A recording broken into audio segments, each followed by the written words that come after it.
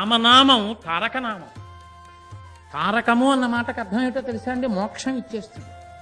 అంత్యకాలమునందు శరీరం పడిపోయేటప్పుడు ఆ నామాన్ని పలకగలిగితే ఆ పలికిన వాడు ఎవరుంటాడో వాడు మళ్ళీ తిరిగి శరీరంలోకి రాడు.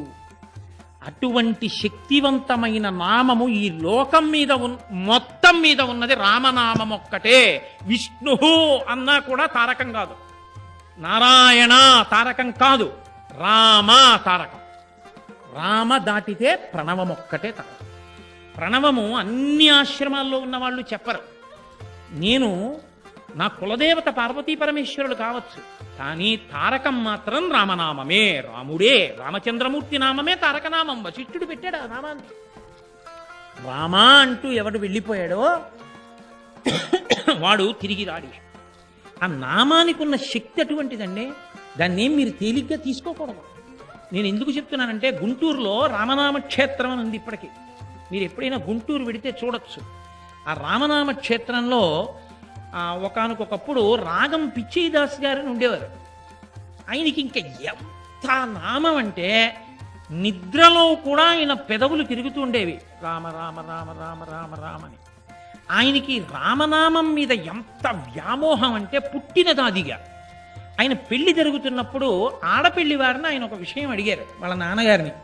మీరు చెప్పిన పిల్లనే నేను చేసుకుంటాను, కానీ నాకు ఒక్కటే, నాకు మంగళవాయిద్యాలు వద్దు. పందిరి వేసినప్పుడు తోరణాలు మామిడి తోరణాలు వద్దు. రామనామాన్ని రాసిన కాగితాలు తోరణాలుగా కట్టండి. కొంతమంది రామభక్తుల్ని తీసుకొచ్చి ఓ పక్కన కూర్చోబెట్టి నేను తాళి కట్టేటప్పుడు మంగళవాయిద్యానికి బదులుగా రామనామం చెప్పించండి. శ్రీరామ శ్రీరామ శ్రీరామ శ్రీరామ అని అరుస్తున్నప్పుడు నేను తాళి కడతానన్నారు. ఆయన జీవితం అంతా రామనామం. ఆయన ఒకప్పుడు రామకోటి పూర్తి చేశారు. పూర్తి చేసి ఒక బండిలో పెట్టుకుని రామనామం పుస్తకాలు ఉన్న చోట తాను బండిలో కూర్చుంటే రామనామం పక్కన తాను కూర్చున్నట్టు అవుతుందని గుంటూరు నుంచి భద్రాచలం వరకు రాత్రి అడవిలో కాగడాలు పట్టుకుని ఒక 15-20 మంది కలిసి రామనామం చెప్పుకుంటూ తీసుకెళ్లి భద్రాచలం పురవీధులన్నీ ఆ బండిని ఊరేగింపు చేసి రామనామం పట్టుకెళ్ళి తెల్లవారితే శ్రీరామనవమి అష్టమి నాడు పట్టుకెళ్ళి రామాలయంలో సమర్పణం చేశారు. ప్రధాన అర్చక స్వామి అన్నారు, ఇవాళ అష్టమి, రేపు నవమి, శ్రీరామనవమి, అందులో భద్రాచలం. రాగం పిచ్చయ్యదాస్ గారు అంటే తెలియని వాళ్ళు ఉండరు. బోధేంద్ర స్వాముల వారు ఎంత నామం ప్రచారం చేశారో రాగం పిచ్చయ్య గారు శ్రీరామనామాన్ని అంత ప్రచారం చేశారు. కాబట్టి అయ్యా రేపు ఇవ్వండి శ్రీరామనవమి అన్నారు. ఆయన అన్నారు, ఏమో రాముడు ఇచ్చేయమంటున్నాడు నన్ను ఎందుకో, కాబట్టి ఇచ్చేస్తానన్నారు. ఇచ్చేసుకున్నారు.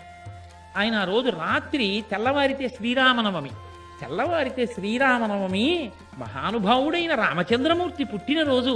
తెల్లవారితే రాముడు పుడుతున్నాడంటే నాకు నిద్ర ఏమొస్తుందయా, అందరం రామనామం చెప్దామన్నారు. అదే పనిగా రామనామం చెప్పి పరవశించిపోతున్నారు ఆయన. రాత్రి 1 గంట అయింది.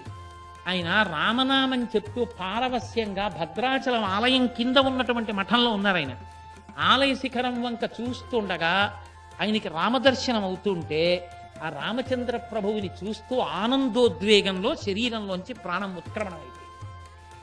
ఆఖరికి ఆయన పార్థివ శరీరం ఉన్నంతసేపు కూడా ఎవరు ఏడవల.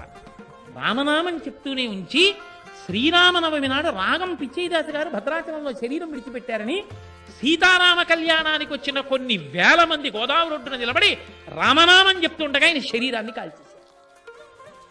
రామనామంతో పుట్టాడు, రామనామంతో వెళ్ళిపోయాడు. రామదర్శనం చేసుకుని నామం ఉత్తినైపోతుందని మీరు అనుకోకండి. నామము కాపాడి తీరుతుంది. అందుకు ఇచ్చాడు భీష్ముడు విష్ణు సహస్రనామ స్తోత్రాన్ని.